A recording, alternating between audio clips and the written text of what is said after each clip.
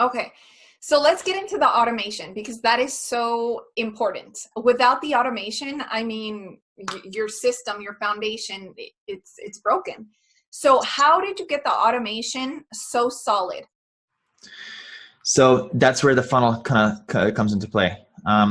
Every business, everything that you do needs clients and customers. So first, that's the first thing. That's the first part of your business that you need to figure out. How do I get clients? So the first part is knowing who it is. You got to figure out the who. Who are your ideal clients? Once you have that, the second question to ask is, where do I find them, and how can I place myself in front of them? The third part is, what system can I build to be able to convince them? Now that you found them, the second part again, you found them. Third is the convincing part, and that's what the funnel is for.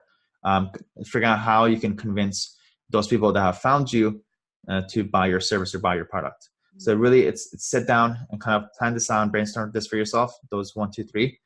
From that, go learn about funnels. Funnels it's not anything new when it comes to online marketing, but I've seen a lot of different niches, different things that funnels has been applied to.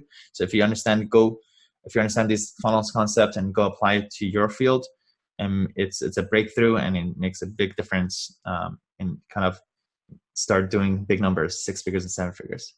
Okay, so let's dive a little bit deeper though. So do you mind sharing, your situation as a specific example? So you realize, okay, I need to go out and get customers. I know that I'm targeting people who need to form an LLC. Where are those people? How do you answer that question? Because that's a very broad answer.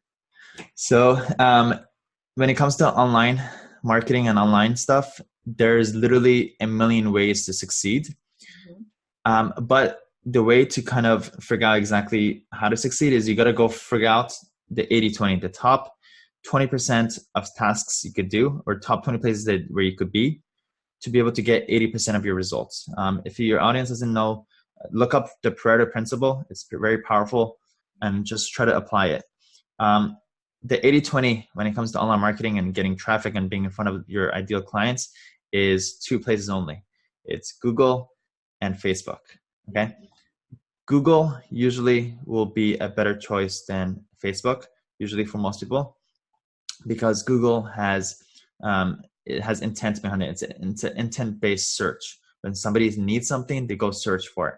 So on Google, there's 2 ways. There's Google Ads or SEO content marketing. Right. And the best way is honestly Google Ads. So if you can find a niche inside of Google Ads that has enough search volume that people are searching for, and people are actually spending money solving their problems, then that's where you want to be.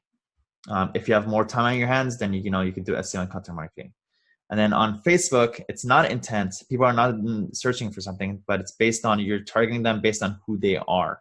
So if you kind of define exactly who they are and kind of come up with a solution or something that helps those exact people, then that's where you could find them on Facebook.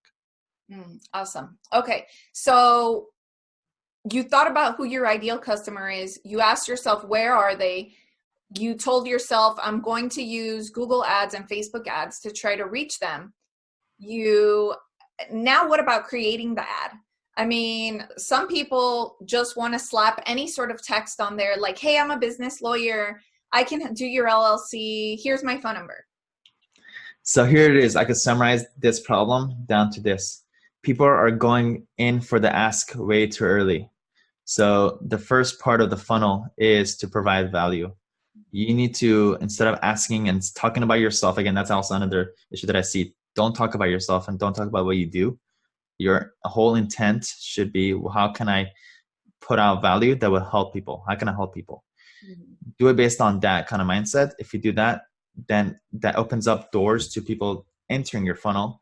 And then that's where the funnel kind of takes over. And that's where you do the convincing that, hey, I'm the right person. But in the beginning, your ad is just the first part, is the interest in getting their attention. So that's only done through value and through just not going in too early for the ask, which what most people do, right? You've seen those Facebook, those really annoying Facebook ads, like it's usually doctors or lawyers who like it doesn't work. And I keep seeing it over and over, and I just laugh. Don't do that. Don't be one of those people. So what would you say is a good way to provide value and not ask for anything, but still get them to click? So once you know exactly who these people are that you're serving, you got to talk to them. Talk to these people as much as you can. Get on the phone and see what the problems and the issues is. And basically, your content will be answering those questions and presenting solutions to those problems. Okay. So then you get your ad up. You have the right copy. You know that you're leading with value instead of a, hey, this is me, call me. Then you click publish. Then what? How much money should you be spending on the ad?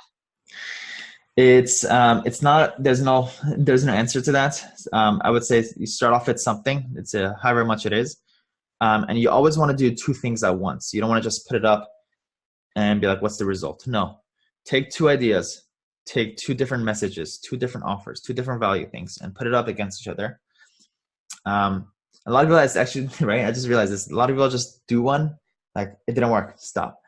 Do one, didn't work. No, just to put two ideas out there, put $10 a day behind it, and see which one gets more traction. Based on that, within the good part about Google and Facebook, they give you amazing analytics. They give you everything, clicks, this, that, conversions. All the information is right in front of you. And then you'll see which one is, spiking, which one is doing good and significantly better. Within 2 weeks, you can make a decision. Okay, drop this. Let me try a new messaging. And you just keep doing that over and over and over again until also you're like, when you start doing different kinds of ads, different kinds of messaging, also you'll realize you'll have a breakthrough that like, hey, for some reason, this particular messaging is working out better. Let me go focus on that. And that's when you could start scaling out and really focusing and doing it behind that ad. Okay. So let's say Marcella sees your ad and Marcella's like, I know that I want to talk to him. I know that I want whatever he's offering me in terms of value because I loved it. So I call you. Who's going to answer the phone if I call you?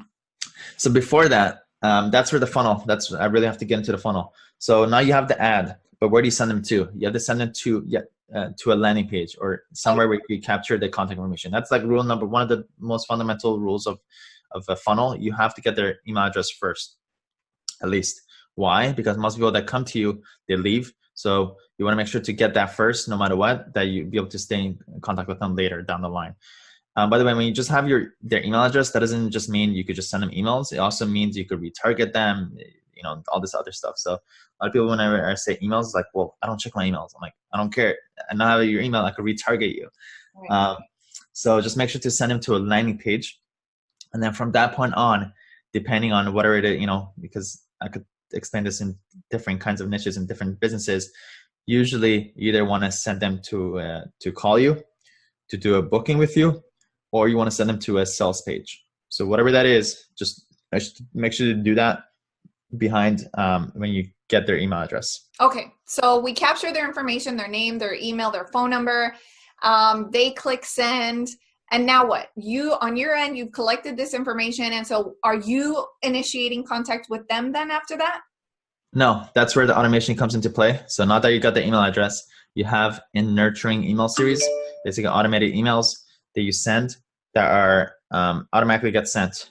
Using the best tool for this is ActiveCampaign or ConvertKit.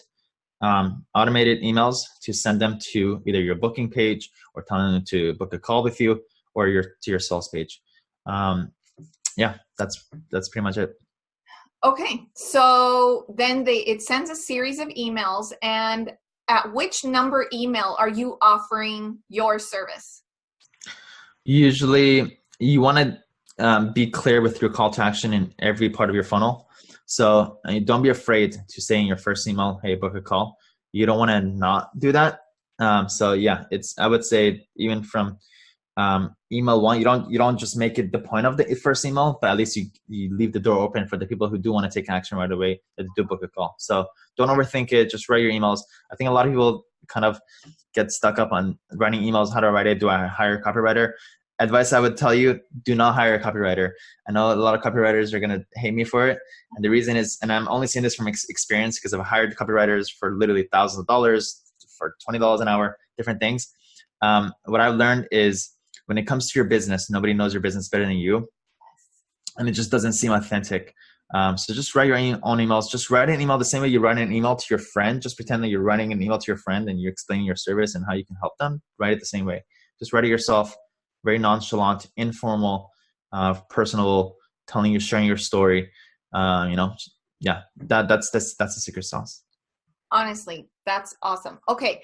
So then you send your series of emails saying like, hey, this is more value.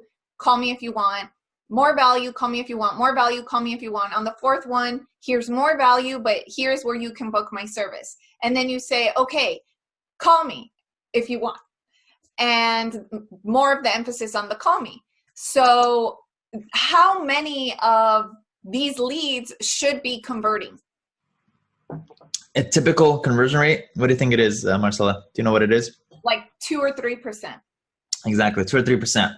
So, which is good thing. When I hear that, I got happy. I'm like, wait, I only have to convert 2 or 3% of all the people who come to my funnel to convert.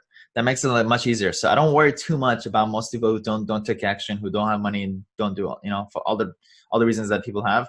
I don't care about that. As long as, I'm doing my best to convert, anywhere from 2 to 5%, I'm golden.